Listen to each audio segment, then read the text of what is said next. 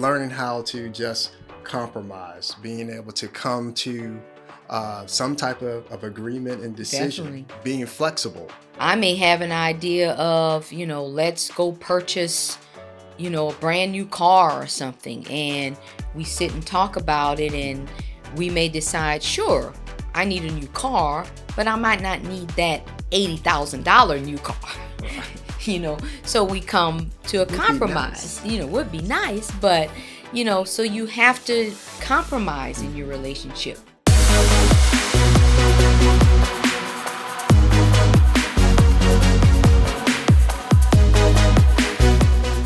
Welcome to Exchange. I'm Ricky, and this is my wife Erica, and we're really glad to be back before you with another episode. Today, we wanted to get into sharing some habits. We had a discussion between ourselves, and I pretty much asked the question, baby, what habits do you think that we use to help us have I would say, a successful marriage, a healthy relationship? Yes.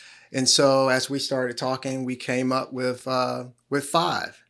Now, of course, there are probably plenty more, but we came up with five simple habits that you can implement in your relationship, whether it's marriage, with your friends, or your family. We believe that these five habits will bring you success in your relationship. Now we're going to get started. You Yes. wanted to go, baby? Yes. So the five habits that we thought that would facilitate a successful relationship. Of course, these five are what Ricky and I have come up with. So the first one is consistent communication. For Ricky and I, and it's something that we have been doing since we were dating. We did daily checkups. We text one another just to say hi, good morning, how's your day going? We sent little cute emojis. So if we didn't do it via text, we would do Facebook messaging or we'd do a quick phone call. But that's something we've been doing now. We've been married 14 years, but together 16 years. And as I said, we started doing this when we were dating. So now it's just a part of our lives. It's a habit. It's a habit that we, and if he doesn't do it first or I do it first, it really doesn't matter. But during the course of the day, we definitely have some check-ins and some communications just to say, hi, baby, have a good day. How's your day? I'm good. So we feel that in your relationship, whatever it is, that you should do a consistent communication. Another one we talked about is we show respect for one another.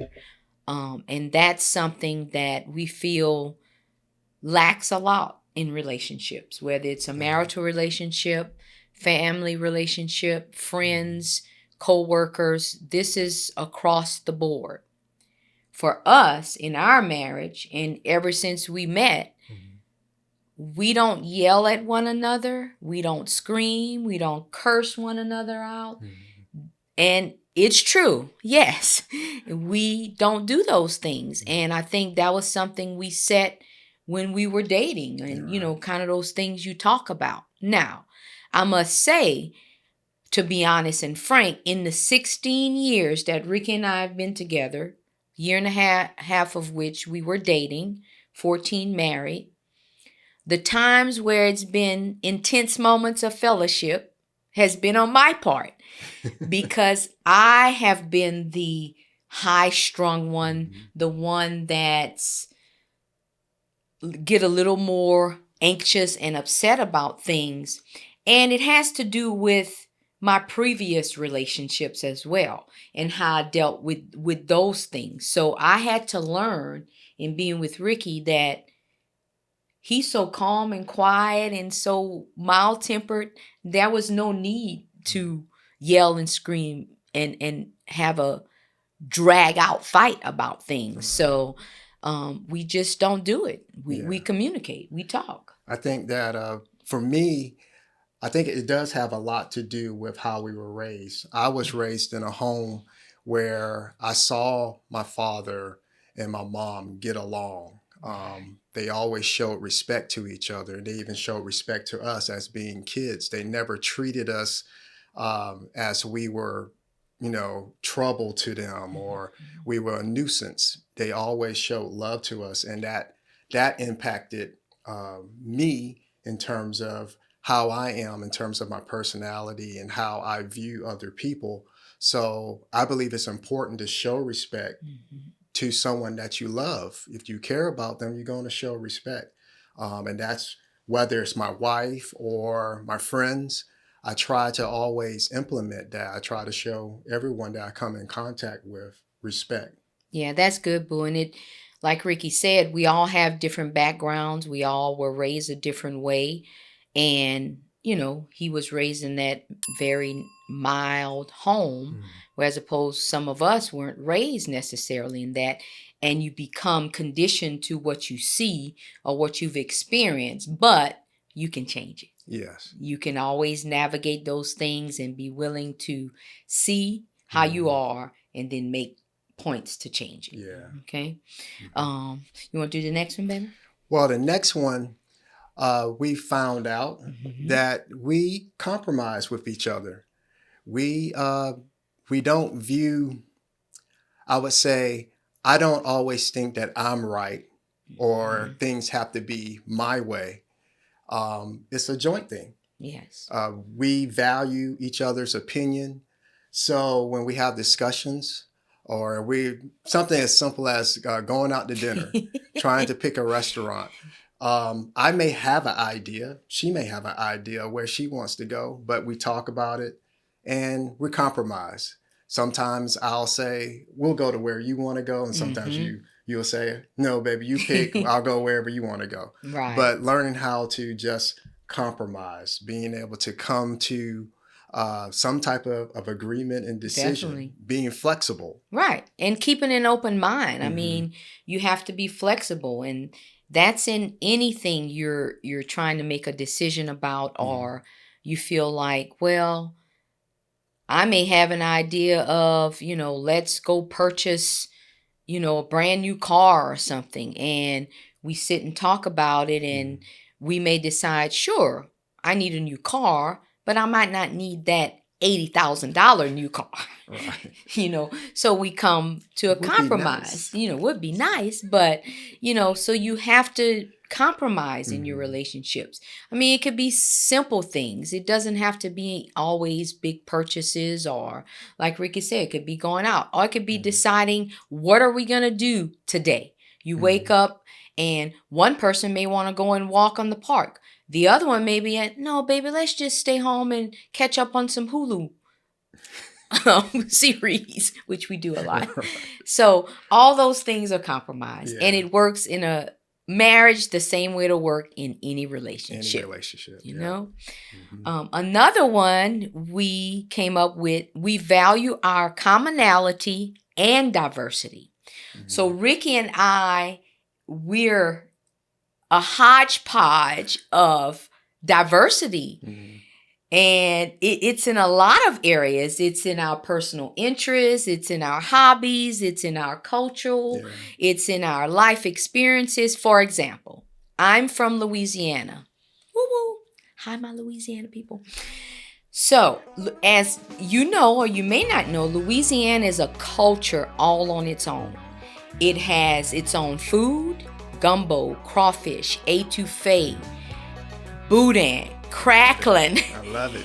The music, Zydeco music, Cajun music, the accordion, all of that, even the dialect.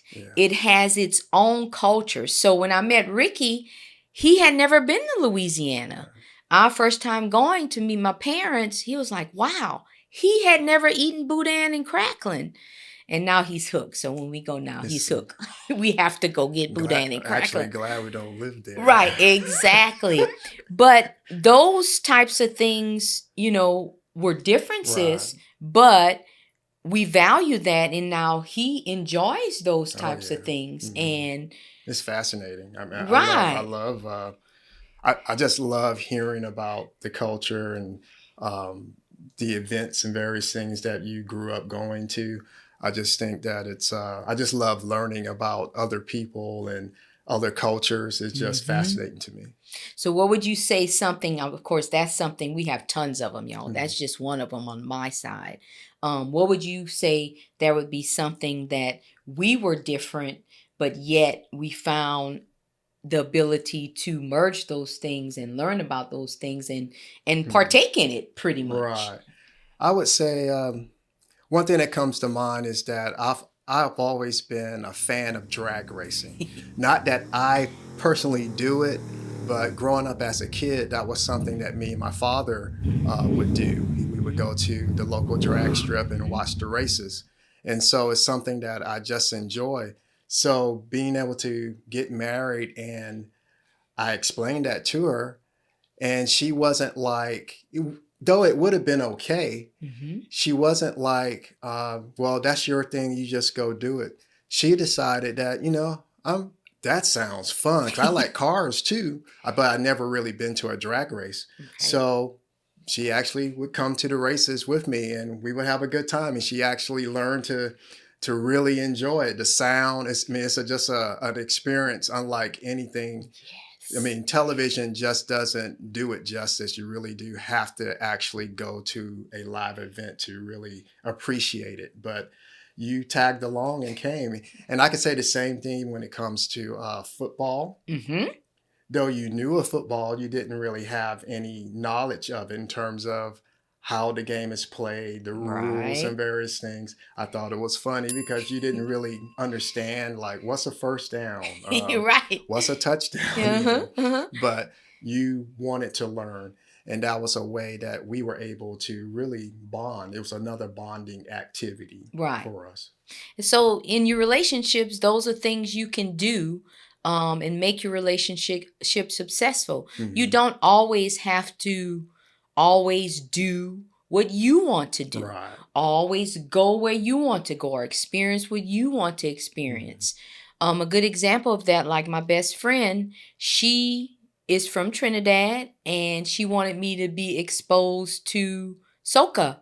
I didn't know I heard of soca, but we went to a soca event. It was so much fun, so those type of things in a marriage, in a relationship, be diverse. Try and experience those different things, and you realize that you like it. You like it. Like drag racing, I've always kind of been a speed demon, but I drive fast or whatever. But the drag races, like Ricky said, that sound, the funny cars, the dragsters. Oh, okay. That's just wow. We actually got to try to get to one. I know, because they closed the one here in Georgia. But that's so those things. So value one another's, diversity and commonalities and just enjoy those things. That makes a very happy, successful relationship.